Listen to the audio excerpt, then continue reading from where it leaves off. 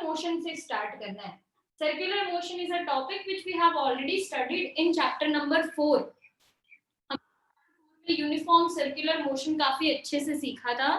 उससे रिलेटेड हमने centripetal acceleration बात की थी, फिर बहुत सारे टर्म्स और भी सीखे थे, frequency, angular velocity, angular displacement, angular acceleration. मैं वही टर्म्स यहाँ पे वापस डिस्कस करने वाली हूँ। रीजन, क्योंकि रोटेशनल मोशन में आप सब लोगों ने सीखा है कि when a rigid body is rotating about a fixed axis, all the particles undergo which kind of motion? Circular motion. तो जब सर्कुलर मोशन है ही हर एक पार्टिकल का, तो हमें ये सारे टर्म्स भी साथ में सीखने पड़ेंगे। और ये सारे टर्म्स सीखने के लिए मैं आपको बहुत सारे टर्म्स ट्रांसलेशनल मोशन से रिलेट करके आपको बताऊंगी, कि जो हमने 5th और 6th चैप्टर में अच्छे से पढ़े हुए हैं। तो आप लोगों को इस चैप्टर को, मैंने शायद लास्ट क्लास में भी बोला होगा, अगर आपको 7th चैप्टर अच्छे से सीखना है, बहुत सॉलिड करना है, तो 5th और 6th दोनों चैप्टर के फॉर्मूला याद होने चाहिए। फॉर्मूला तो मिनिमम बेसिक आपको फॉर्मूला आना चाहिए। वो फॉर्मूला आएगा, आपको ये चैप्टर इजी लगने लग जाएगा ऑटोमेटिकली। ऑलराइट, सो सर्कुलर मोशन में मैं एक, वाह, आज मैंने सर्कल बना दिया। तो ये सर्कल हमने बनाया है। सर्कल के सेंटर को जनरली हम ओरिजिन मानते हैं। ओरिजिन हम लेते हैं सर्कल के सेंटर को, और let's say P is the initial point. ठीक है, अगर ओरिजिन से एक पॉइंट P तक मैं वेक्टर ड्रॉ करूं, ओरिजिन से किसी भी पॉइंट P तक एक वेक्टर ड्रॉ करें, तो what do we call that vector? Position vector. Position vector, बात सही है। सिंस ये इनिशियल पोजीशन थी, इसको मैं बोलूंगी initial position vector. After some time delta T ये पहुंच गया P dash. After some time delta T it has reached P dash, और यहां से मैंने एक वेक्टर ड्रॉ किया, तो इसको हम क्या बोलेंगे? Final position vector, right? R dash. So next step which I am doing is, मैं इनिशियल पोजीशन से फाइनल पोजीशन तक एक वेक्टर ड्रॉ कर रही हूँ।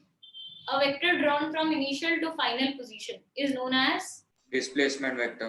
Displacement vector, delta S vector. और जो एंगल ये दोनों वेक्टर स्वीप करेंगे would be delta theta, that is known as angular displacement, right? So मैं ट्रांसलेशनल मोशन में किन किन टर्म्स के साथ डील करती थी? I was dealing with delta S, या सिंपली S भी लिख सकते हैं, चलता है। सिंपली S लिखूं या डेल्टा S लिखूं, दोनों चलता है। और रोटेशनल मोशन में हम डील करेंगे डेल्टा S की जगह डेल्टा थीटा से। डेल्टा S का नाम है लीनियर डिस्प्लेसमेंट, डेल्टा थीटा का नाम है एंगुलर डिस्प्लेसमेंट। एडजेक्टिव्स लग चुके हैं यहाँ पे, तो भाई आपको खास ख्याल रखना है इस चीज का। एडजेक्टिव्स का खास ख्याल होना चाहिए, कब लीनियर कब एंगुलर टर्म यूज करना है, ध्यान रखना है। So this is the case. अब डेल्टा S का SI यूनिट, डेल्टा S का SI यूनिट क्या होता है? डिस्प्लेसमेंट का SI यूनिट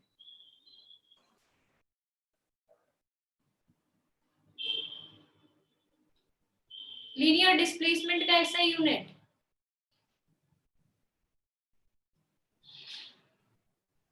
बहुत सिंपल क्वेश्चन है। Yes Riti? Metre. Metres.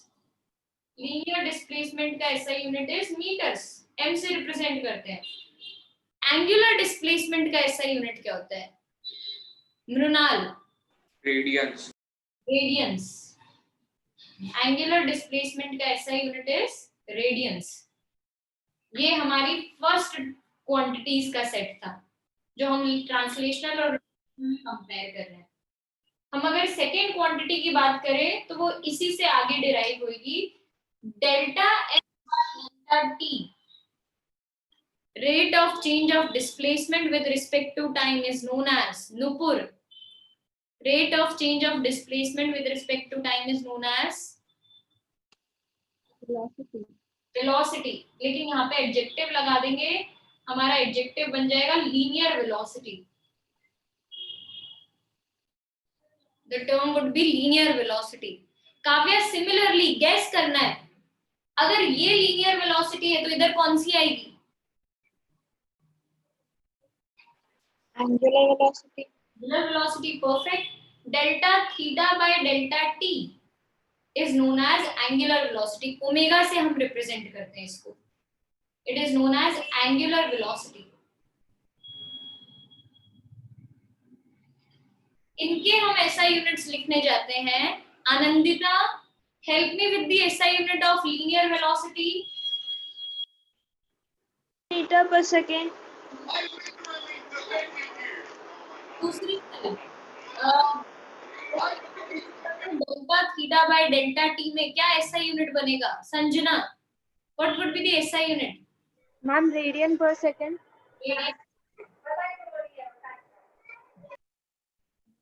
Second set of quantities जो हमने किया है यहाँ पे, राइट? थर्ड सेट पे चलते हैं। Delta we by delta t, Bhishma क्या होता है delta we by delta T?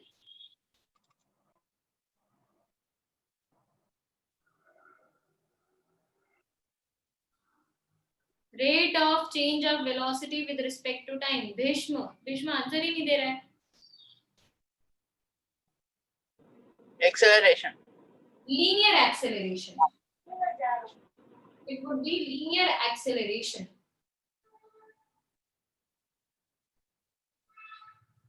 Rate of change of angular velocity with respect to time. Harsh Shah. Rate of change of angular velocity with respect to time.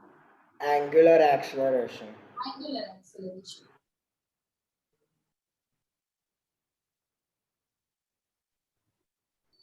इनके SI units बनाने जाऊं तो Princy, linear acceleration का SI unit क्या होगा?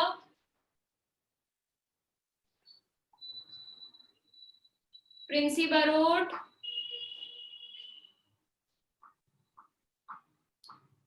मानव Mehta, linear acceleration का SI unit क्या होगा?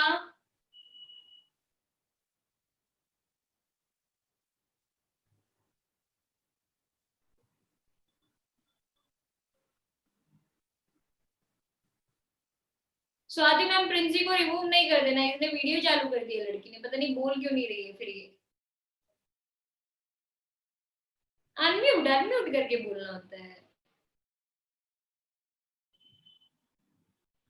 आंसर आ गया मैम प्रिंसी का, मीटर पर सेकेंड स्क्वायर। मीटर पर second square. Alright, next. Hello ma'am.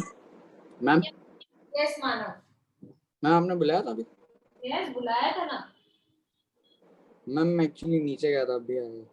तो आपको बताना एंगुलर एक्सेलरेशन का ऐसा यूनिट, अभी आए हो तो आप बता दो। मीटर पर सेकंड स्क्वायर। वो लीनियर का, एंगुलर का क्या होगा? एंगुलर का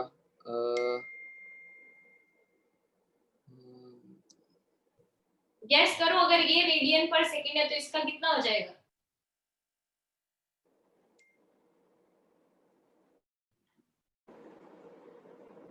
रेडियन पर सेकंड स्क्वायर। मानव, सॉरी अभी ये नहीं करो, नीचे जाना ऊपर जाना ऐसा नहीं चलता है क्लास के बीच में, you should not do this. Ma'am नहीं, अभी आए थे कोई तो कोई बात मम्मी बुला रहे थे। तो क्या हो गया? आपके पेरेंट्स से मैं बात कर लूं कि मेहमानों को आज ये नहीं अटेंड करे तो चलेगा क्या? नहीं नहीं मैम, मैं नहीं थे, कुछ मैम आया था, काम था इसलिए गया था, सॉरी। व्हाटएवर इट इज, नहीं होना चाहिए रिपीट। नेक्स्ट, तो ये हमने 3 सेट ऑफ क्वांटिटी सीखी जो हमारे रोटेशनल मोशन को हेल्प करेगी एक्सप्लेन करने में। What are the 3 quantities? Angular displacement, angular velocity and angular acceleration. अभी 3 सीखे हैं, 2 और सीखेंगे हम इस सेशन में। We are going to learn 2 more quantities, right? 3 अभी हमने कर लिए, याद रहनी चाहिए। हम ये क्वांटिटीज के बीच में रिलेशनशिप भी निकालेंगे कि relationship between linear displacement and angular displacement, linear velocity and angular velocity, linear acceleration and angular acceleration. आप लोगों को सबको पैरेलैक्स मालूम है क्या? Parallax method, theta is equal to L by R लिखते थे हम जिसमें, तो उससे मेरे को इन दोनों के बीच का रिलेशन डायरेक्टली मिल जाता है कि delta theta is equal to delta S by R, या मैं इसको ऐसा भी लिख सकती हूँ, delta S is equal to R delta theta. ये हमारा रिलेशनशिप है between linear velocity and angular velocity. This is the relationship between linear velocity and angular velocity. Next, हमने ओमेगा के साथ निकालते तो ओमेगा का फॉर्मूला हमने सीखा था delta theta by delta T. ये डेल्टा थीटा की जगह मैं delta S by R delta T substitute कर दूं तो मुझे ये delta S by delta T की जगह लिखने के लिए मिल जाएगा v, linear velocity. Delta S by delta T would be v, so omega is equal to v by r या v is equal to omega r. Relationship between linear velocity and angular velocity.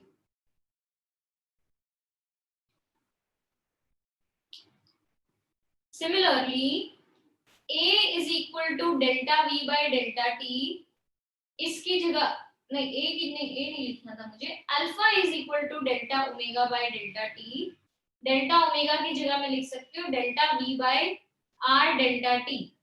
अब ये delta we by R delta T जब मैंने लिखा तो ये वाला जो हुआ delta we by delta T term, इसकी जगह हम लिख सकते हैं लीनियर एक्सीलरेशन। तो alpha is equal to A by R या A is equal to alpha into R. These are the relationship between linear and angular displacement, velocity and acceleration respectively. ठीक है, कोई डाउट इसमें? ये 1 मार्कर्स में आपको पूछे जाएंगे अगर रिलेशनशिप्स पूछे जाएंगे। And if you see your notes, ये आपका सिर्फ 0.1 है नोट्स का, इट इज जस्ट 0.1। ठीक है, ये 0.1 में इतनी सारी बातें, अगर कुछ मिसिंग है वहां पे तो ऐड कर दो। मिसिंग इसके लिए हो सकती है क्योंकि चैप्टर 4 में उन्होंने ऑलरेडी लिख के दे रखी है। चैप्टर 4 में लिखी हुई थी, यहाँ तो सिर्फ ब्रीफ इंट्रोडक्शन दे रहा था, बट आई थॉट कि नहीं आप लोगों को याद नहीं होगा, थोड़ा ब्रश अप अच्छे से कर लेते हैं, इसके लिए मैंने पूरा अच्छे से करवा दिया। ठीक है, इसके बाद मैं 2 क्वांटिटीज और करवाऊंगी, which is torque and angular momentum.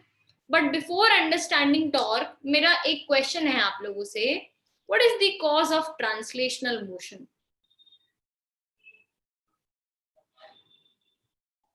What is the cause of translational motion? External force. Acceleration. External force. Very good. ये हर्ष ने जवाब दिया था क्या? हर्ष चंदूरकर? हाँ ma'am. All right. So it was good. Force is the cause of translational motion. हमने जब chapter 5 start किया था ना, पहला टर्म था डायनामिक्स, और चैप्टर 3 स्टार्ट किया था तो पहला टर्म था काइनेमेटिक्स। काइनेमेटिक्स को जब हम डिफाइन करते थे, हम बोलते थे कि we will deal, it is that branch of physics where we will deal about motion without getting into the cause of it. But when we defined dynamics, उसमें हमने बोला it is that branch of physics where we deal about motion along with its cause. Yes, so वो cause क्या था? 5th chapter में क्या introduce हो गया था हमें? Force. Force is the cause of translational motion. तो अगर कोई बॉडी मूव कर रही है, आगे जा रही है, पीछे जा रही है, लेफ्ट जा रही है, राइट जा रही है, नीचे जा रही है, ऊपर जा रही है, कहीं पे भी मूव कर रही है, वो फोर्स की वजह से हो रहा है। बट अगर कोई बॉडी रोटेट कर रही है तो वो किसकी वजह से होगा? If a body is rotating, it's because of torque. Torque, yes, जो हमारी नई क्वांटिटी है, 4th quantity which we are going to study today.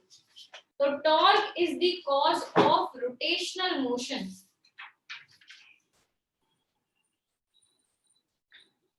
मैं यहाँ पे नई क्वांटिटी का नाम लिख देती हूँ, टॉर्क। इसका एक निकनेम भी है भाई, इसको ऐसा भी बोल सकते हैं आपको जगह जगह पे, मोमेंट ऑफ फोर्स। आपको अभिनव सर ने जब ये सेंटर ऑफ मास करवाया होगा, मोमेंट का बहुत बड़ा भाषण मिला होगा आप लोगों को, मोमेंट मोमेंट मोमेंट मोमेंट के बारे में, राइट? वो मोमेंट ऑफ फोर्स को हम टॉर्क भी बोलते हैं। और भी आगे चीजें आएगी जहाँ पे हम मोमेंट टर्म यूज करेंगे। ठीक है, moment of force is known as torque. Torque को हम ये इस टाउ सिंबल से रिप्रेजेंट करते हैं, इसको हम बोलते हैं टाउ। ठीक है, टाउ अजीब नाम है आई नो, लेकिन है बस ऐसा। राइट आपने जब लैम्डा पढ़ा था पहली बार वो भी अजीब लगता था, अब लैम्डा नॉर्मल हो गया है, उस टाइम अजीब ही लगता था लैम्डा भी। तो टॉर्क डिफाइन कैसे की जाती है? It is the cross product of position vector and force vector acting on a single particle. It is the cross product of position vector and force vector acting on a single particle, r cross f।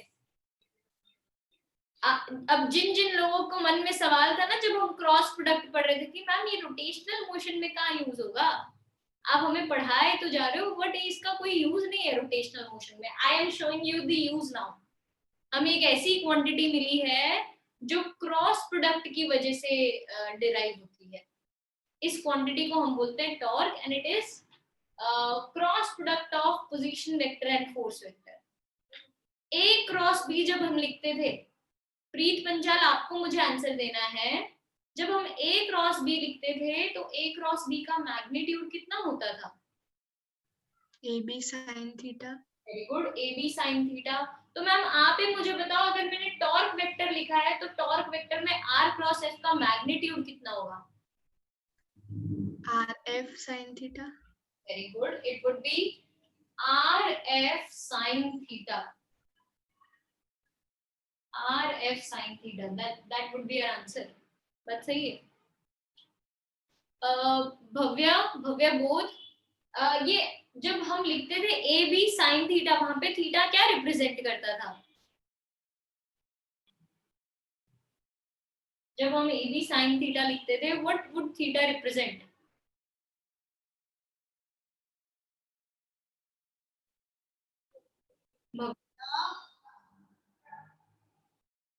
हाँ ना, कुछ बोलो।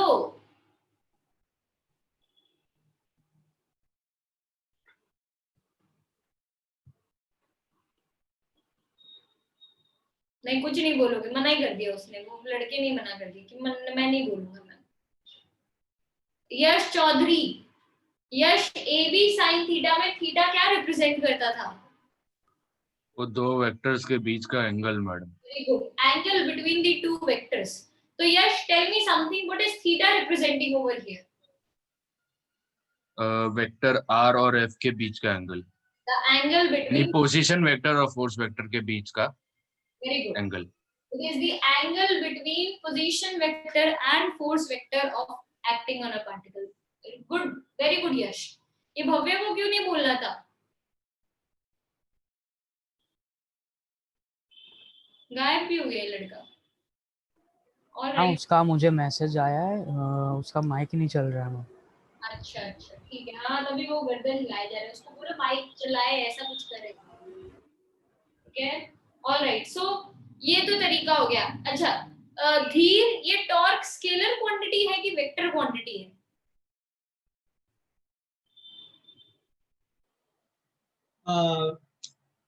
जिसमें direction और magnitude दोनों होता है। तो कुछ रह रही है, तो मेरा सवाल ही नहीं था, ये तो कुछ और ही आंसर दे रहा है। Vector quantity. हाँ वेक्टर क्वांटिटी। तो आपने बोला इसके पास डायरेक्शन भी होगी, राइट धीर? अगर टॉर्क वेक्टर क्वांटिटी है तो इसके पास डायरेक्शन भी होगी। तो tell me something, how will you find the direction of torque? बताओ। फंस गए ना? फंस गए? क्विक तो होगा फॉर्मूला। क्या? पता नहीं मैम। फॉर्मूला उसका डायरेक्शन ढूंढने का, ठीक है। रेनी आपको फॉर्मूला डायरेक्शन ढूंढने का? Mom, can you repeat? How will you find the direction of torque? हम पता नहीं। नहीं पता? Nupur, how will you find the direction of torque? Right hand thumb rule, बहुत इजी था, आपने क्रॉस प्रोडक्ट भी नहीं किया था। चलो रेनी को तो आई कैन एक्सक्यूज, रेनी ने लास्ट टाइम ही ज्वाइन किया है, आई कैन एक्सक्यूज। धीर, आई वोंट एक्सक्यूज यू यार। क्रॉस प्रोडक्ट है, क्रॉस प्रोडक्ट में डायरेक्शन कैसे ढूंढते हैं? राइट हैंड थंब रूल से। सो डायरेक्शन ऑफ टॉर्क अगर किसी को चाहिए हो तो बता देना कि use right hand thumb rule, RHTR, right hand thumb rule. Vedant, ये right hand thumb rule state क्या करता है?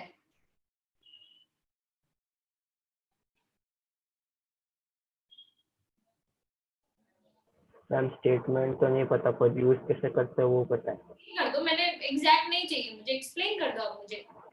जैसे कि वो डिपेंड करता है हमें बोला क्या है। अगर r क्रॉस f बोला है तो हम r वेक्टर के डायरेक्शन में अपने फिंगर्स को रखेंगे और f की डायरेक्शन में उसको कॉल करेंगे। कौन सारे फिंगर्स है, कौन से फिंगर्स को रखो बोलो।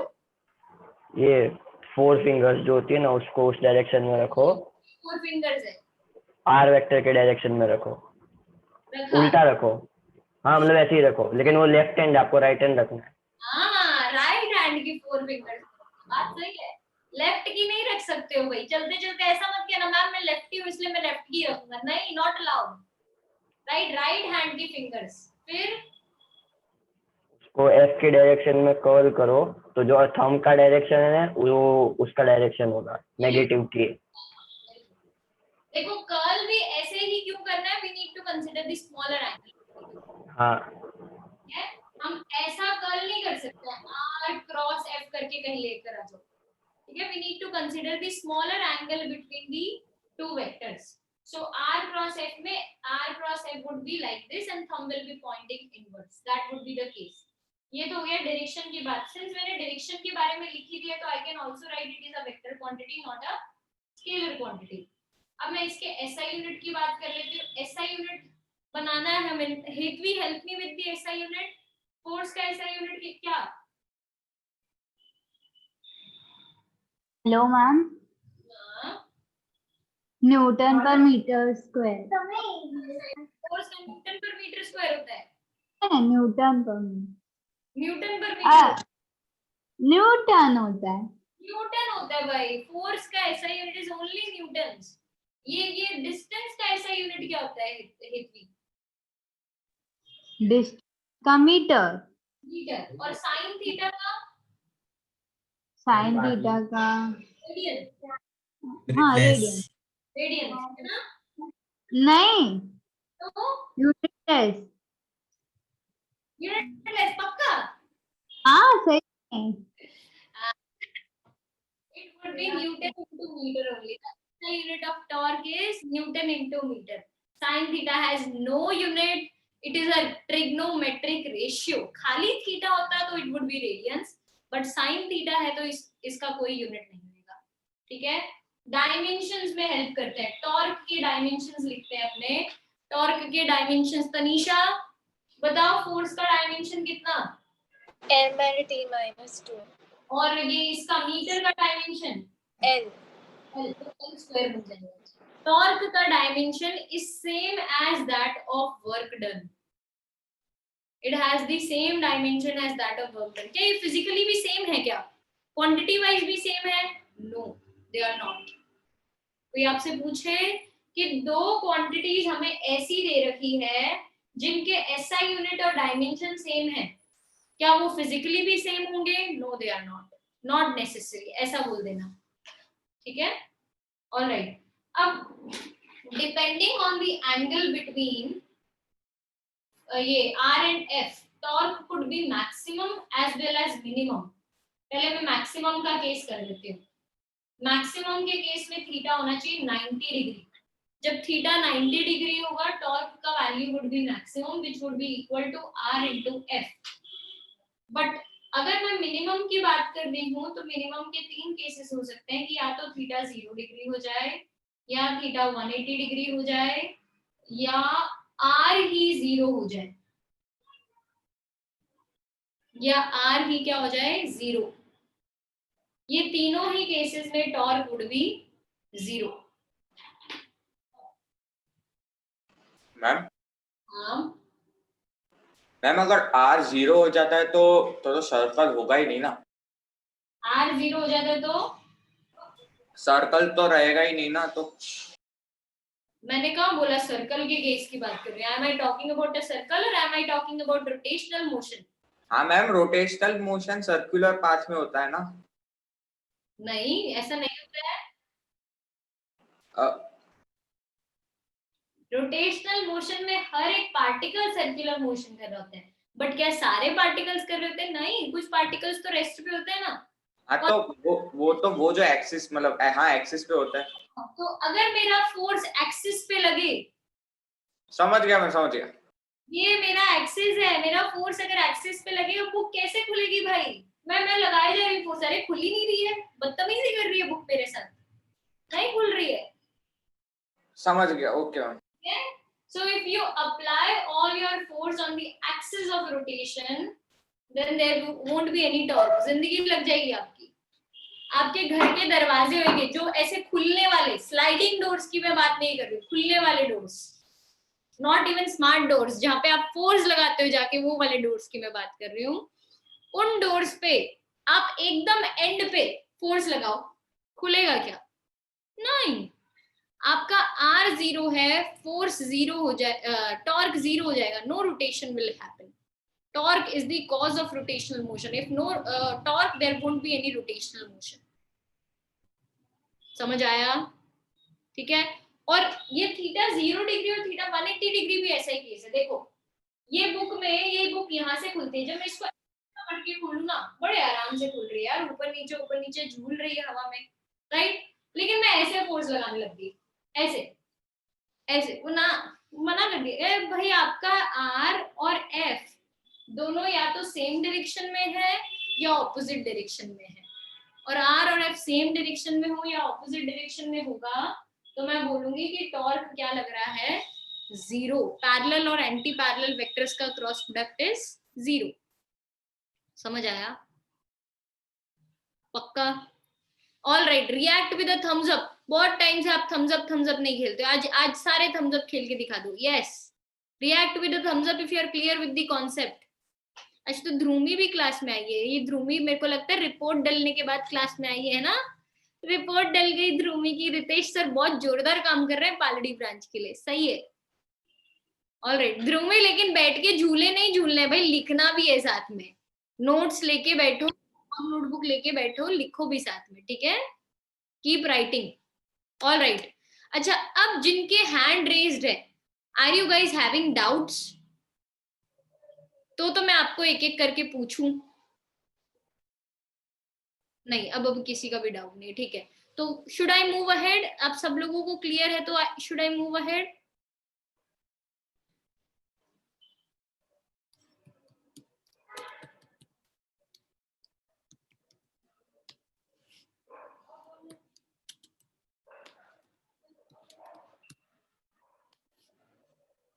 चलो आगे बढ़ते हैं थोड़ा और। नेक्स्ट, ये हमारी फोर्थ क्वांटिटी थी, फोर्थ फिजिकल क्वांटिटी जो हमने सीखी है। फिफ्थ पे आ जाते हैं। फिफ्थ फिजिकल क्वांटिटी मैं बात करने वाली हूँ वो है angular momentum.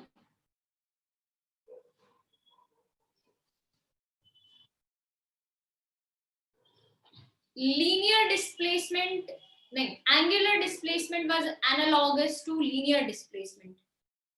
Angular velocity was analogous to linear velocity.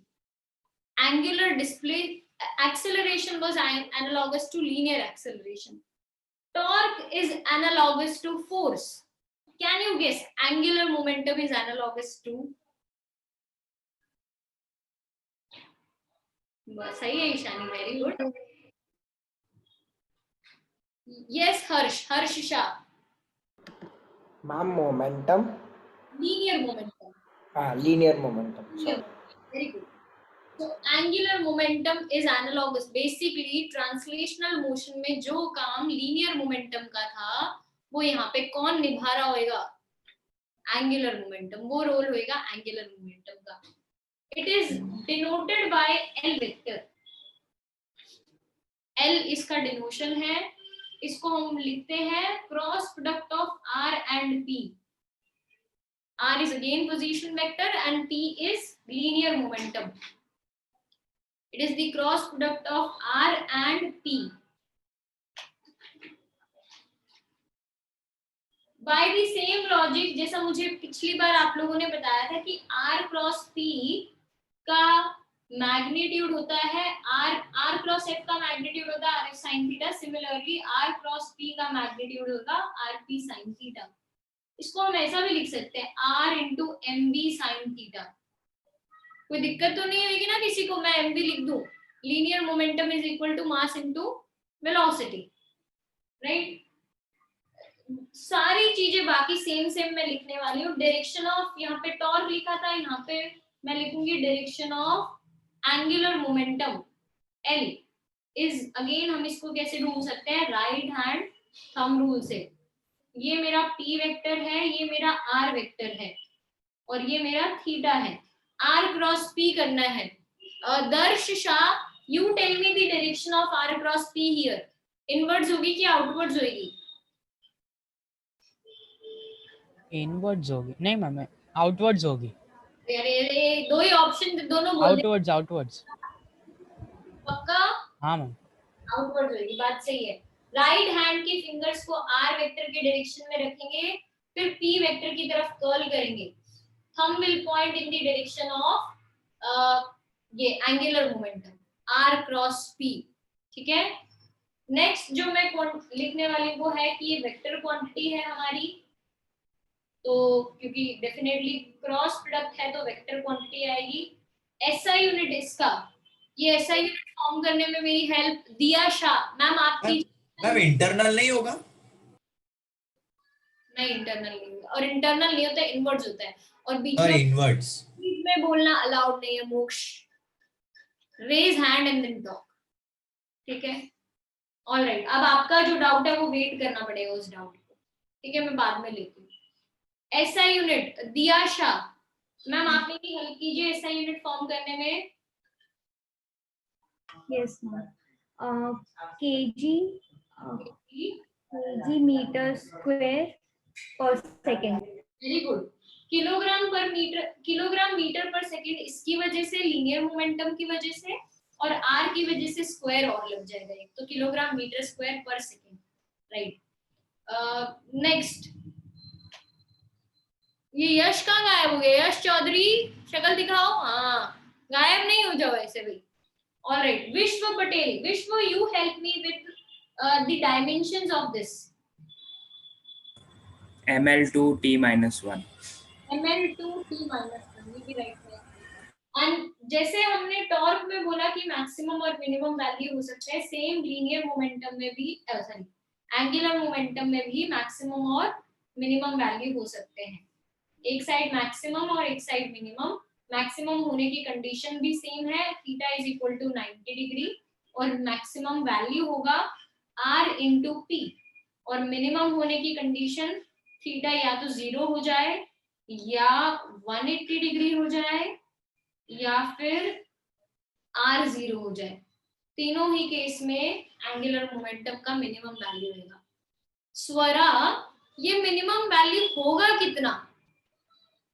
मैंने बता तो दिया कि मिनिमम होगा, पर होगा कितना ये minimum value?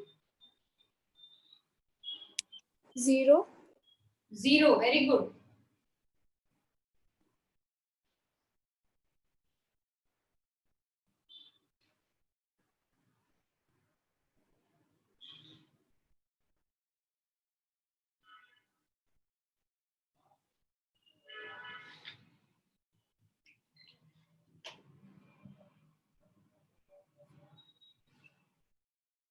Alright, this would B 0. आप लोगों को आवाज आ रही है ना मेरी?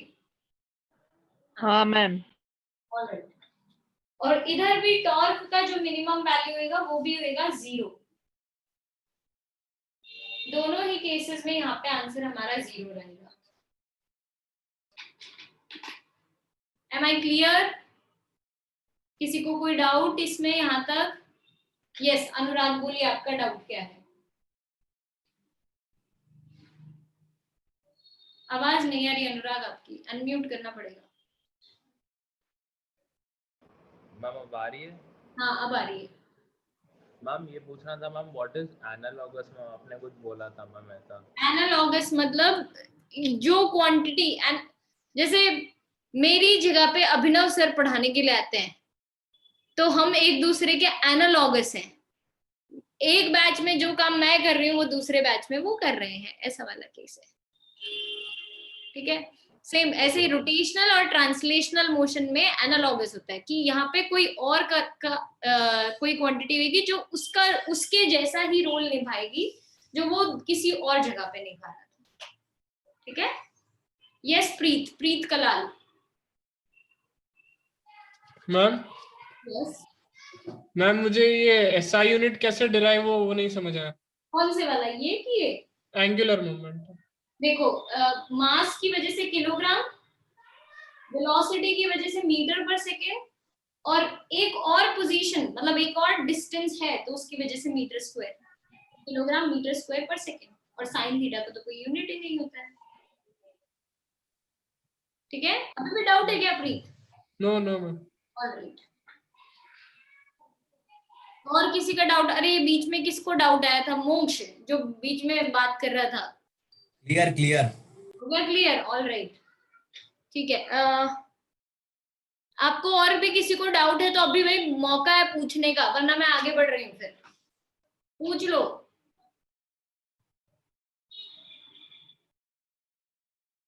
नहीं, नो डाउट्स? ऑलराइट, फिर आगे बढ़ते हैं। आप लोगों ने, जैसा मैंने आपको बताया, अब आप लोगों को मुझे बताना है कि हमने क्या क्या किया अभी तक। हमने पहला लिखा लीनियर डिस्प्लेसमेंट का एनालॉगस, फिर लिखा था लीनियर वेलोसिटी का एनालॉगस, फिर हमने लिखा लीनियर एक्सेलरेशन का analogous, and then we wrote force का एनालॉगस, एंड फिर हमने लिखा लीनियर मोमेंटम का एनालॉगस। मुझे ये सारी क्वांटिटीज कौन बता सकता है? रेज हैंड करना है। सारी पांचों की पांचों क्वांटिटीज एनालॉजी से हमें कौन सी मिलती है? देव मेहता, बोलिए देव। Yes ma'am. एनालॉजी से सेट की displacement, angular displacement, angular velocity, angular acceleration, फिर एक सेकंड मैम कौन सी है मैम, वो कौन सी है उसके बाद वाली? वो बताने की है, मैंने तो पूछा है तुमसे। फोर्स का एनालॉगस। फोर्स का नहीं पता। अभी अभी की थी अपने ने, जिसका सिंबल टाउ था।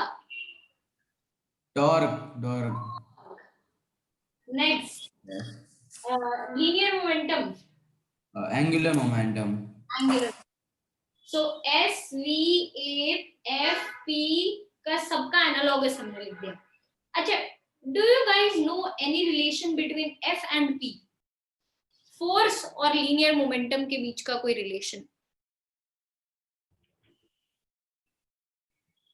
Harvey? Ma'am F is equal to P by T. F is equal to P by T, dP by dt ऐसा भी मैं लिख सकती हूँ। सिर्फ P by T क्यों बोलो? dP by dt है ना, किया हुआ ना हमने ये। इसको क्या बोलते थे? What do we call it? Ali, what do we call it? F is equal to dP by dt को बोलते क्या है हम?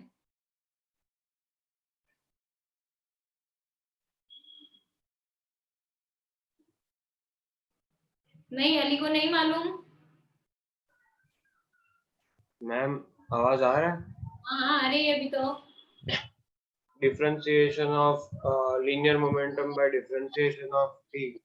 अली मैं ऐसा नहीं पूछ रही, ये हमारा कुछ स्पेसिफिक नाम होता था, F is equal to dP by dt लिखना।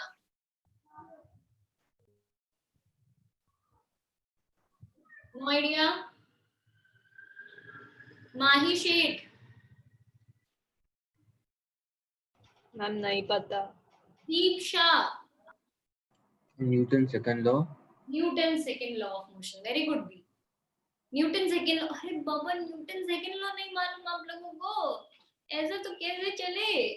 मैम हाँ मैम आपके कौन सा अकाउंट पे मैसेज करना है? Host account. मैंने चैट्स नहीं देखे। अगर तुम बोल रहे हो कि मैम मैंने आपको मैसेज किया, आप मेरे आंसर नहीं देख रहे हो, तो let me tell you I am ignoring you. Okay? अरे मैं खाली पूछा, मैं दोनों पे भेज रहा था। नहीं, एक ही पे भेजना। होस्ट अकाउंट पे मेरे को मैसेजेस मिल रहे हैं, बट वो मैं एक साथ ही खोल के देख लेती हूँ जहाँ जहाँ मेरे को मिलते हैं। ठीक है? Okay yes. तो पॉइंट ये था कि Newton second law of motion is the right answer. Newton second law of motion is the right answer. और उसमें अपने को ये वैसा ही, ये हमने अभी तक ट्रांसलेशनल मोशन के लिए बताया था, अब हमें बताना है इसको रोटेशनल मोशन के लिए। रोटेशनल मोशन के लिए फोर्स की जगह भाई आ जाएंगे हमारे टॉर्क भाई साहब, पी की जगह हमारे आ जाएंगे भाई एंगुलर मोमेंटम। तो tau would be equal to dl by dt। ये फॉर्मूला है हमारा, और ये फॉर्मूला का हमें डेरिवेशन करके दिखाना है अभी, जस्ट अभी, क्योंकि आप लोग में बोलोगे मैम आप झूठी झूठी बातें तो मत करो, ऐसा थोड़ी ना होता है कि आपने वहां पे फॉर्मूला देखा और यहाँ पे बना दिया, ऐसा थोड़ी ना पॉसिबल है। तो मैं बोलती ठीक है, मत मानो मेरी बात, मैं आपको यही चीज अभी डिराइव करके भी दिखा दूंगी, पूरा डेरिवेशन। हेतवी को देखो कितनी नींद आई लड़की को। बेटा हिम्मत रख, अभी तो बहुत टाइम है, 45 मिनट्स मोर, हाँ मिनिमम 45 है अभी तो, मैं उससे ऊपर खींच दूं क्लास तो अलग बात, इतनी जल्दी नींद लेने से थोड़ी ना होएगा, राइट? यस मृणाल, क्या डाउट है आपका, बोलिए। मैम ये जो साइन है ये टॉर्क का, उसकी जगह कुछ और है, ये टाओ की जगह है, ये कोई दूसरा साइन चेंज कर दो, मैंने बोला तुम्हें मृणाल मुझे तुम्हारा नाम नहीं पसंद है, मैं बोल रही तुम अपना नाम चेंज कर दो। अरे मैम वो ओके, नो प्रॉब्लम। नहीं ना, अरे वही वाला केस है, उसने नाम रख दिया, किसी ने नाम रख दिया, टॉर्क और सिंबल भी रख दिया टाउ, वो नहीं चेंज करेंगे, कोई और नहीं है, कोई सब्स्टिट्यूट नहीं है यहाँ पे, फुटबॉल थोड़ी ना चल रहा है कि सब्स्टिट्यूट भेजते रहेंगे इसका, इसकी जगह ये लिख दो, चलो ऐसा नहीं है, ये नहीं है। ऑलराइट, सो ये हमें डिराइव कर सकने के लिए first we need to know one rule of differentiation. वैसे भी आप लोगों का डिफरेंशिएशन में हो सकता है बनती नहीं हो किसी की डिफरेंशिएशन में ज्यादा अच्छी खासी, मैं एक और नया रूल छोड़ दूंगी, आप लोग बोलोगे कि मैम क्या कर रहे हो आप हमारे साथ, पहले आपने चेन रूल लिया हमारी लाइफ में, क्वोशंट रूल लेकर आ गए आप हमारी लाइफ में, अब मैं बोल रही हूँ एक और रूल, लास्ट रूल पक्का, इसके बाद मैं कोई रूल नहीं लेकर आऊंगी आपकी लाइफ में, मैं बाकी फिर मैं क्या दिव्या मैम के भरोसे छोड़ दूंगी, वो 12th में अपने आप करवाते रहेंगे। ये मेरा लास्ट रूल होएगा डिफरेंशिएशन का जो मैं आपको बताऊंगी, इसको हम बोलते हैं प्रोडक्ट रूल ऑफ डिफरेंशिएशन।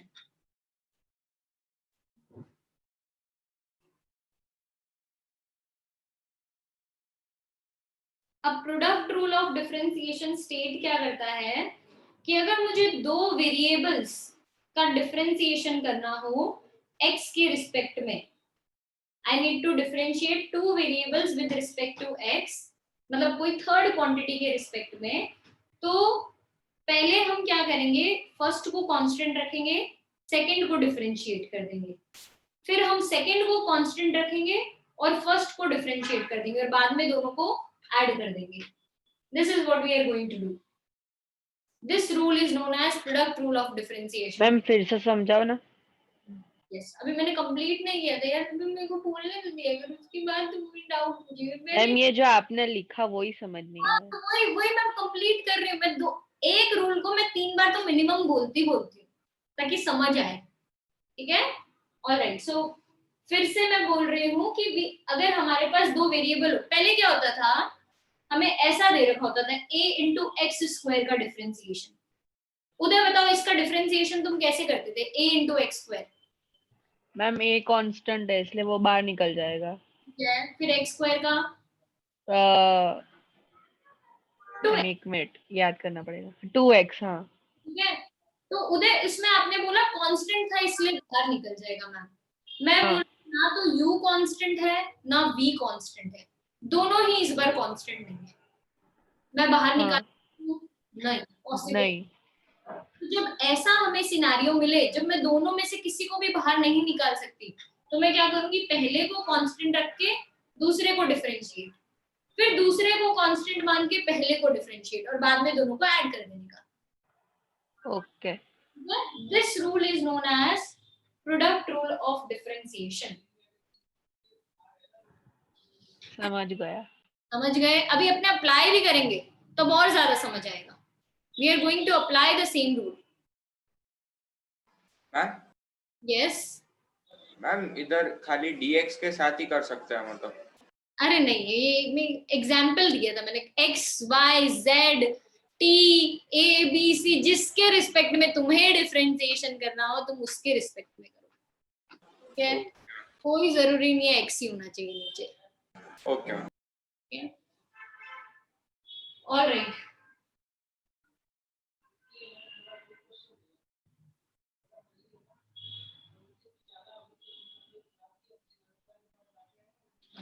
सो अब हमें अगर डिफरेंशिएट करना है, कहाँ से स्टार्ट करेंगे? I need to derive this relation. इस डेरिवेशन का मैं नाम लिख देती हूँ पहले.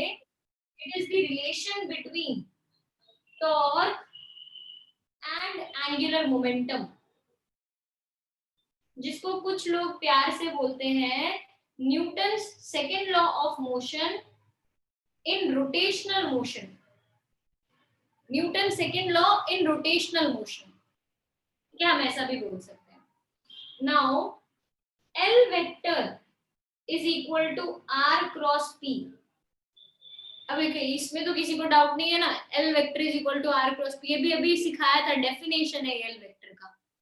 L is nothing but angular momentum, उसका डेफिनेशन है L is equal to R cross P.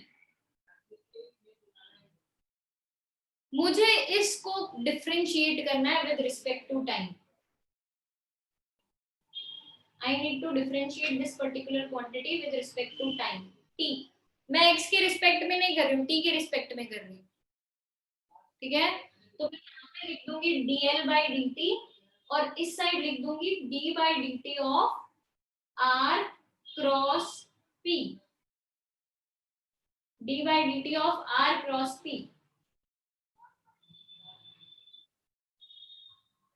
So ये लिखने के बाद मुझे रियलाइज हुआ कि r वेक्टर पोजीशन वेक्टर है. पोजीशन वेक्टर के सारे पार्टिकल्स का सेम होगा,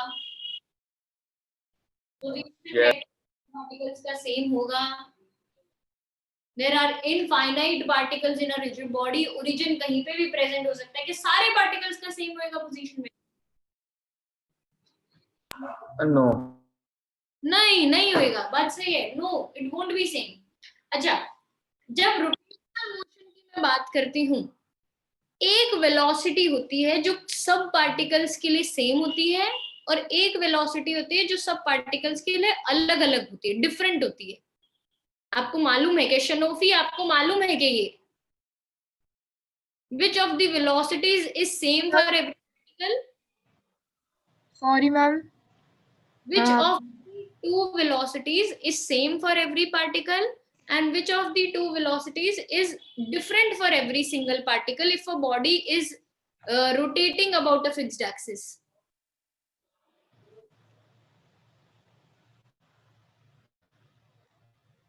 शनोफी? नहीं पता मैम. नहीं पता? अरे बाबा, मेरे को तो लगा आपको पता होएगा. उदय, जी मैम. आपको पता है क्या? नहीं.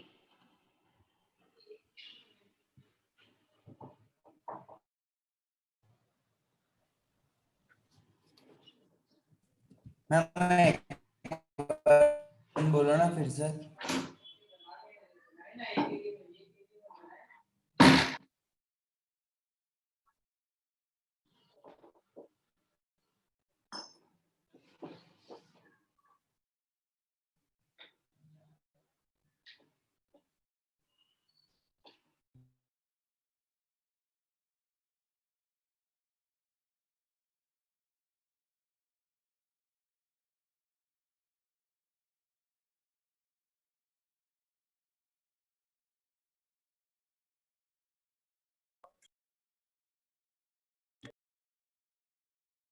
पता नहीं क्वेश्चन भी क्या था, अब तो मैं भूल गई. मैं फिर से बता रही थी कि हाँ, सब पार्टिकल्स की लीनियर वेलोसिटी डिफरेंट होती है. राइट, मे बी अगर आप लोगों में से किसी ने बोला होगा तो वेरी गुड. हाँ, वेरी गुड. बट मेरे को नहीं सुना था उस time. Right, linear velocity of all the particles is different. Since linear velocity सारे पार्टिकल्स की अलग होती है, तो लीनियर मोमेंटम भी सबका अलग होगा, क्योंकि p is equal to mass into velocity. P is equal to mass into velocity. अब R भी सबके लिए वेरिएबल, R भी सबके लिए अलग अलग, P भी सबके लिए अलग अलग. उदय, क्या मुझे दो वेरिएबल्स मिले हैं क्या डिफरेंशिएशन में? मैम किया नहीं है, करके बोलता हूँ. अरे मिले हैं क्या अभी? मेरे को ये दोनों वेरिएबल्स मिले हैं क्या डिफरेंशिएशन में? मतलब समझा नहीं है. क्या R variable? Hello ma'am. Hello. हाँ मैम, आप बोलो. क्या R वेरिएबल है या एक कांस्टेंट है? क्वेश्चन ये है, आर वेरिएबल है कि कांस्टेंट है? वेरिएबल होगा। और पी वेरिएबल है कि कांस्टेंट है? वेरिएबल। वो भी वेरिएबल। जब दो क्वांटिटीज वेरिएबल हो, कांस्टेंट ना हो और उसको डिफरेंशिएट करना हो, कौन सा रूल अप्लाई करने का है? Product rule of differentiation. Now I am going to apply product rule of differentiation. ठीक है, इस रूल को अप्लाई करने में इस पर्टिकुलर डेरिवेशन में एक और ख्याल रखना है, बहुत इंपॉर्टेंट है वो भी। क्यों? क्योंकि A क्रॉस B और B क्रॉस A सेम होते हैं क्या? Are they both equal? No they are not. तो मैं R क्रॉस P और P क्रॉस R लिख सकती हूँ कभी भी चलते चलते? नहीं मैम। कि मुझे हमेशा R क्रॉस P ही लिखना पड़ेगा? हमेशा R क्रॉस P लिखना पड़ेगा। हमेशा R क्रॉस P लिखना पड़ेगा, मतलब R वेक्टर हमेशा पहले आना चाहिए और P वेक्टर हमेशा बाद में आना चाहिए। That should be the case. ठीक है, that should be the ideal case. R vector हमेशा पहले और P वेक्टर हमेशा बाद में आना चाहिए। अगर ये सिनेरियो है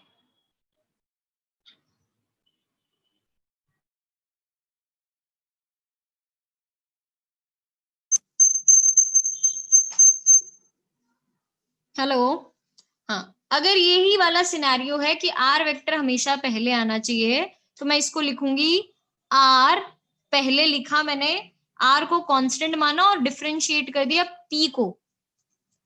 फिर अब सेकंड सिनेरियो क्या होएगा? मुझे R को डिफरेंशिएट करना है और P को कांस्टेंट मानना है, तो dr by dt cross P, R cross dp by dt plus dr by dt cross P। उधर अभी समझ आया क्या एप्लीकेशन इसका, प्रोडक्ट रूल का? हाँ ma'am. Good. So R cross dp by dt plus dr by dt cross P। Can anyone tell me what is dp by dt? ये dp by dt होता क्या है? फोर्स। फोर्स। ये dp by dt force होता है। और अच्छा, dr by dt क्या होता है?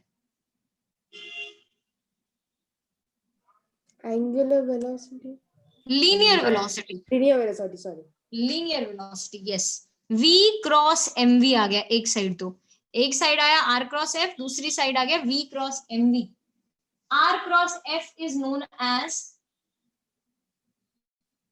अरे ये मृणाल ही बताएगा मुझे। मृणाल, r क्रॉस f को क्या बोलते हैं?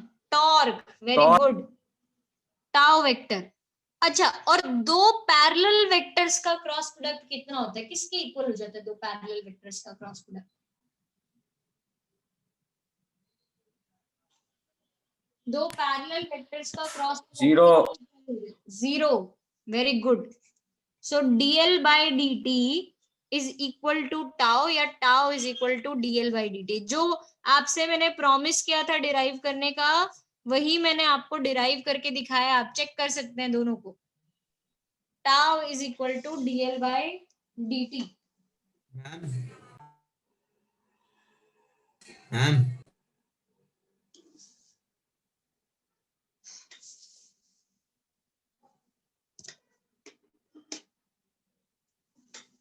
हर्ष चंदूरकर, क्या डाउट है आपका?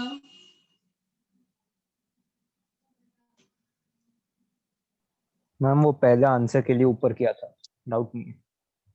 अच्छा ठीक है, ठीक है। मृणाल, मैम ये जो प्रोडक्ट रूल बोला उसमें यू वी मतलब दोनों के बीच में डॉट प्रोडक्ट है कि क्रॉस प्रोडक्ट है?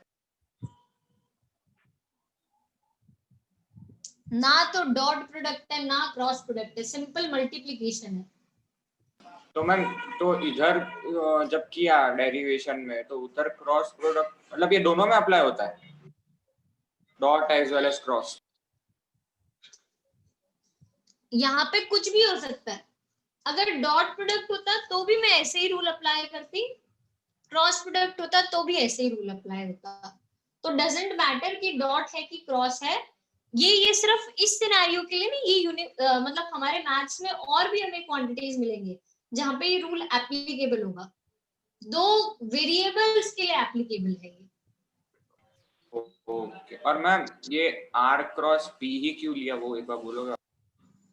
अरे आर क्रॉस पी डेफिनेशन है एंगुलर मोमेंटम का, मैंने लिया नहीं है, ये उसका डेफिनेशन है। तो मैम पी क्रॉस आर नहीं, मतलब पी क्रॉस आर नहीं वो ले सकते। डेफिनेशन नहीं, वो डेफिनेशन ही नहीं है। It is always R cross P, it is never P cross R. Okay ma'am, okay yes. और मोक्ष क्या डाउट है आपका?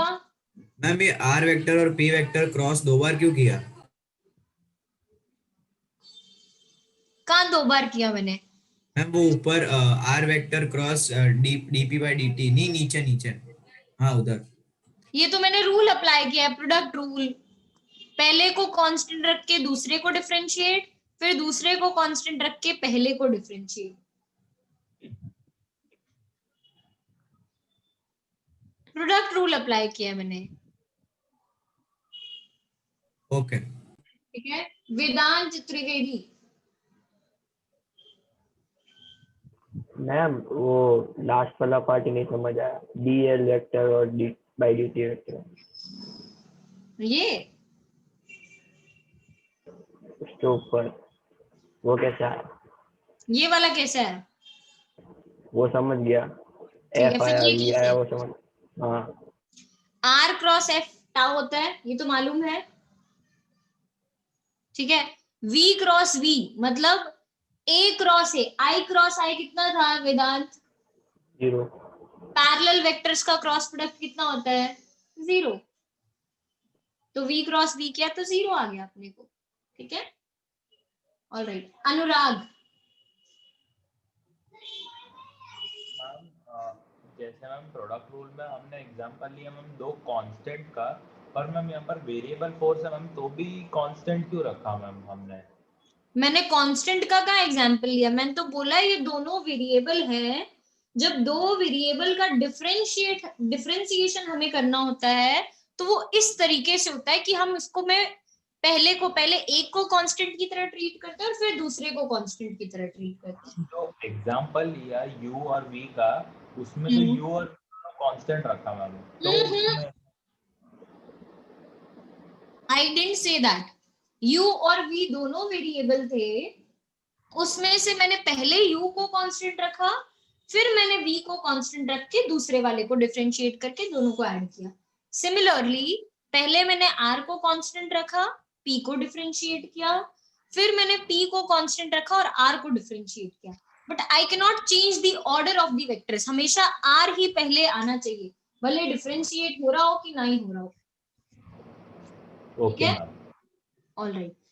प्रीत कलाल, आपका भी कोई डाउट था? क्लियर हो गया क्या आपका डाउट? यस मैम, सॉल्व हो गया पहले ही।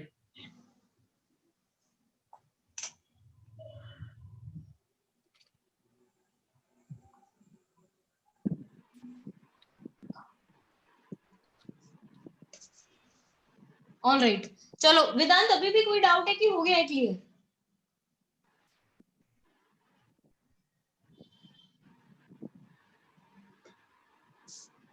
ठीक है। जब हम यहाँ पे F is equal to dp by dt लिखते थे तो ये फोर्सेस कौन सी होती थी, इंटरनल की external? External. It was always external force, हमने कभी इंटरनल को इतनी इज्जत दी ही नहीं है। ऑलवेज एक्सटर्नल फोर्सेस को ही हम कंसिडर करते हैं, बात सही है। F external is equal to dp by dt। तो सिंस वहां पे जो फोर्सेस थी वो एक्सटर्नल थी, यहाँ पे जो टॉर्क्स होंगी वो भी सिर्फ एक्सटर्नल टॉर्क्स ही होंगी। Tau external is equal to dl by dt। अगर एक्सटर्नल फोर्स 0 हो जाए, F एक्सटर्नल अगर 0 हो जाए तो dp बाय dt भी तो 0 हो जाएगा। F एक्सटर्नल अगर 0 हो जाए तो dp बाय dt 0। किसी चीज का, किसी क्वांटिटी का डिफरेंशिएशन 0 हो तो दैट क्वांटिटी इज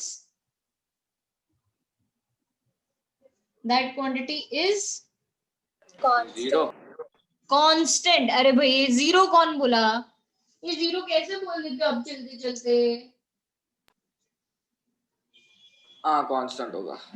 कांस्टेंट होगा। किसी चीज का डिफरेंशिएशन अगर 0 है तो that particular quantity is constant.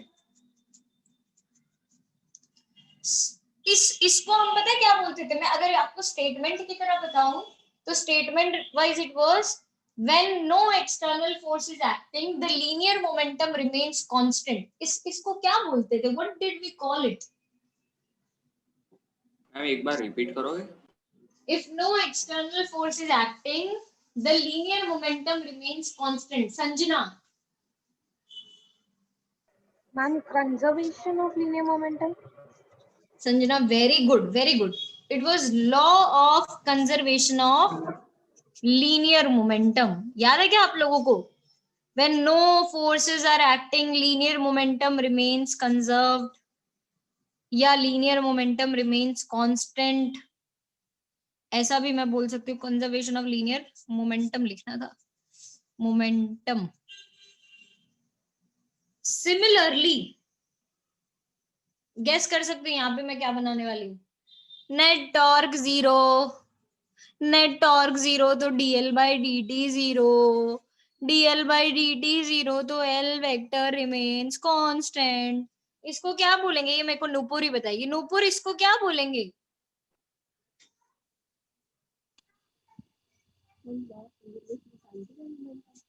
Law of conservation of angular momentum. Very good. Nupur, आपकी आवाज बहुत धीरे आती है, फिर भी देखो मैं समझ जाती हूँ आपकी भावनाओं को. Law of conservation of angular momentum.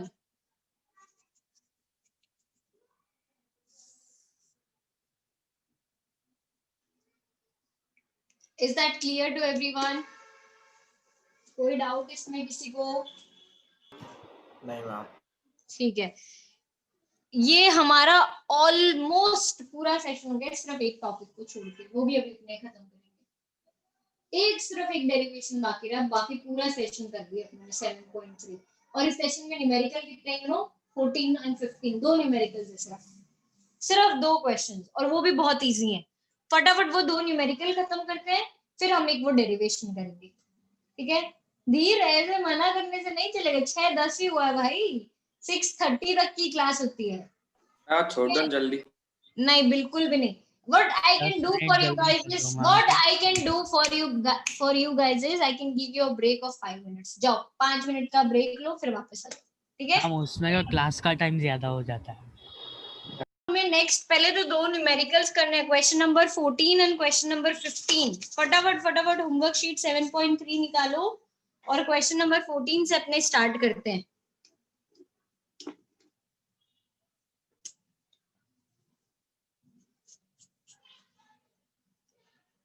अनुराग, आप फिर से ज्वाइन कर रहे हो? मैम थोड़ा कनेक्टिविटी इश्यूज है मैम, पता नहीं मैम. एक कोई बात नहीं, मैं जस्ट पूछ ही रही थी. प्रीत कलाल, प्लीज आपके पास नोट्स है क्या? Yes ma'am. तो can you read question number 14 from homework sheet 7.3? Yes ma'am. Find the torque of a force 7 I cap plus 3 J cap minus 5 I cap about the origin. The force vector acts on a particle whose position vector is I cap minus J cap plus K cap. All right. F vector given है, R vector given है अपने को, और हमें find करना है torque vector. Torque vector का formula क्या होता है? ईशानी टॉर्क वेक्टर का फॉर्मूला क्या होता है? नहीं, ये ईशानी की तो मेरे को आवाज ही नहीं आई. ये ईशानी बस बोल करती है, माइक नहीं चलता यार इसका. विश्व पटेल, क्या था formula? R vector into F vector. R into नहीं बोले, इज्जत नहीं डाउन करने की.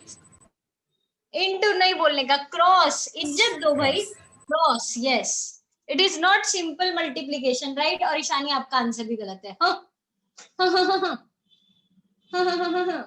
R cross F is not equal to F cross R बच्चे, तो F क्रॉस R लिखना गलत है, R cross F is the right answer. Okay, अब ये क्वेश्चन में पता है मैंने अपने 11th स्टैंडर्ड में गलती की हुई है, जल्दबाजी में, क्योंकि जब क्रॉस प्रोडक्ट सॉल्व करना होता है, what is the method to solve cross product? आप लोगों को मालूम है क्या? हमने लास्ट टाइम बहुत सारे किए थे. What is the determinant. वो डिटर्मिनेंट में हम क्या करते हैं, पहला रो लिखते हैं आई कैप, दूसरा लिखते हैं हम जे कैप, तीसरा हम लिखते हैं के कैप, आई कैप जे कैप के कैप। सेकेंड रो हम लिखते हैं फर्स्ट वेक्टर के कोएफिशिएंट्स। अब क्वेश्चन में पता है उन्होंने जानबूझ कैसा दे रखा है, फर्स्ट वेक्टर कौन सा दे रखा है, फोर्स। लोग क्या करते हैं, फोर्स के कोएफिशिएंट लिख देते हैं। तनीषा लिखा ना, तूने भी ऐसे ही किया ना, देखा, मैं बोल रही हूँ, मैं झूठ नहीं बोल रही हूँ, ये वो है टेस्टेड एंड ट्रस्टेड, ऐसा वाला केस है। और मेजॉरिटी स्टूडेंट्स इसमें गलती करते हैं, they write 7 3 minus 5 first, and what we need to do is we need to write 1 minus 1 and plus 1 पहले। रीजन, क्योंकि वो उन्होंने क्वेश्चन में इस तरीके से पुट कर रखा है तो अपने भी वैसे ही पुट कर देते हैं। एंड पता है गलती क्या आएगी, सब राइट आएगा, सिर्फ जहां जहां आपको प्लस आना चाहिए वहां वहां माइनस, जहां जहां माइनस आना चाहिए था वहां वहां प्लस आ जाएगा, और टीचर तो पूरे मार्क्स काट लेगी उसके। वो ये नहीं देखेगी कि बेचारे बच्चे ने इतनी सी गलती की है, नहीं, she will cut your complete marks of the question. So you need to substitute it like this only, 1 minus 1 plus 1, 7 3 minus 5, और इसको आपको सॉल्व कर देना है। सॉल्व मैं नहीं करूंगी, अब लास्ट टाइम मैंने बहुत किए थे ऐसे सॉल्व, इतनी मेहनत नहीं करवाओगे मुझसे, ये सॉल्व आप खुद ही कर देना, कर दोगे आप लोग, राइट? किसी का आंसर आ गया तो मुझे रीड आउट करके बता दो कि क्या आया है। मैं करा दो प्लीज। अरे यार मृणाल, तू नहीं बोलता ना, मैं नहीं करवाती सच्ची में। ठीक है, आई कैप के लिए सॉल्व करते हैं। आई कैप के रो और कॉलम को हाइड किया तो हमें मिला -1 इंटू -5, वो आ गया +5, 3 इंटू 1 3, तो 5 - 3 आई कैप। जे कैप के लिए करें तो जे कैप का आएगा, जे कैप के रो और कॉलम को हाइड किया, 1 इंटू -5 -5, और फिर 7 इंटू 1 7, तो -7, और बाहर एक नेगेटिव साइन आना चाहिए, जे कैप के बाहर एक नेगेटिव साइन आता है, फिर के कैप के आगे प्लस साइन आता है, तो के कैप यहाँ पे एज इट इज। के कैप के रो कॉलम को हाइड किया, 3 इंटू 1 3, और 7 इंटू -1 -7, तो 3 + 7 ऐसा हो जाएगा, तो ये आ जाएगा 2 आई कैप -5 -7 -12 + 12 जे कैप + 10 के कैप। ये मेरे को मेरा आंसर ही गलत लग रहा है, सही है? मेरा भी वही आया मैम, माइनस में नहीं आएगा? सही है, सही है मैम, सही है। अरे ये कौन, मुझे ये बताइए कौन मैम बराबर है, बराबर है, बराबर है मैम। गलती किसने की? रुद्रराज था क्या जिसने गलती कर रखी है? नहीं मैम, मेरा तो राइट है। तो बाकी किसने, जिसने भी मिस्टेक किया, देखो अगर आपके सब में नेगेटिव आ रहा है, आपने सब्स्टिट्यूट उल्टा कर दिया चलते चलते, ठीक है? You need to substitute it like this only, and this would be torque vector. Mrinal clear है अभी तो? Thank you ma'am. हाँ ठीक है, मोक्ष क्या डाउट है आपका? मैम आंसर करने के लिए। ठीक है, तो दोनों जने अपने, हाँ thank you. Alright, next 15th question, homework sheet. Rainy madam आपके पास है क्या notes? Yes ma'am. 15th question, homework sheet 7.3 read कर दीजिए। Determine the angular momentum of a car of mass of 1500 kg in a circular track of radius 50 meter with a speed of 40 meter per second.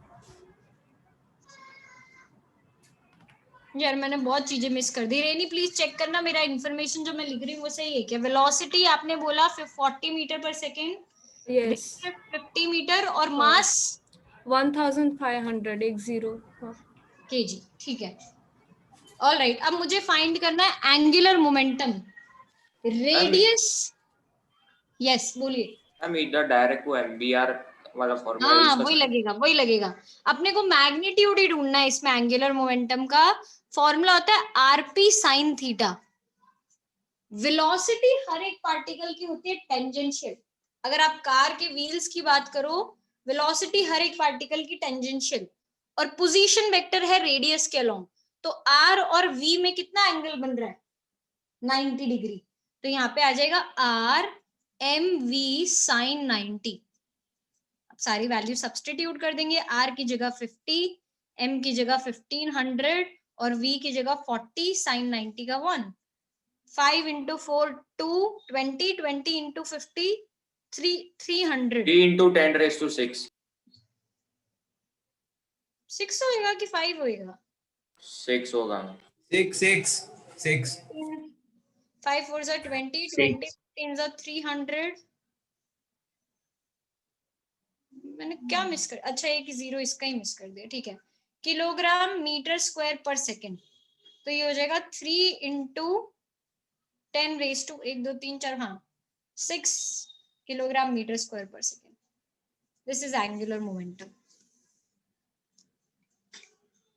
Easy थे इसके numericals तो कहाँ 2 session से अपने कैसे कैसे न्यूमेरिकल्स करके आए हैं और कहाँ थर्ड सेशन के प्यारे प्यारे से न्यूमेरिकल्स अपने को मिल गए है ना सो दिस वाज 6.3 का कंप्लीट सेशन जो आपको था एक डेरिवेशन बाकी रह गया बट यार वो अब खत्म नहीं हो पाएगा डेरिवेशन धीर खुश है यार हर्ष मैम आप ऐसी बात बोल के दिल जीत लेते हो है ना धीर ऑलराइट सो अपने यहाँ पे आज का सेशन एंड करते हैं वो एक डेरिवेशन नेक्स्ट क्लास में खत्म करेंगे ट्यूसडे की क्लास में you guys are having a test of session 7.1 7.2 and 7.3 तीन सेशन का सेशनल टेस्ट है ठीक है और उसके बाद 45 मिनट्स का आप लोगों को क्लास होगा वो 45 मिनट्स की क्लास में 7.3 का वो डेरिवेशन और 7.4 थोड़ा स्टार्ट करेंगे ठीक है दिवाली ब्रेक से पहले we are going to complete 7.4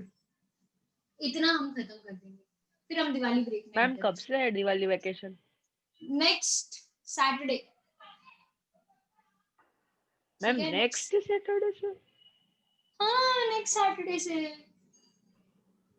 next थोड़ा सैटरडे जल्दी कर दो ना ये नेक्स्ट सैटरडे की नेक्स्ट फ्राइडे शायद नेक्स्ट फ्राइडे से है नेक्स्ट सैटरडे में नेक्स्ट फ्राइडे से है हमारा तो थर्सडे हाँ मैम थर्सडे से कर दो ना हमारा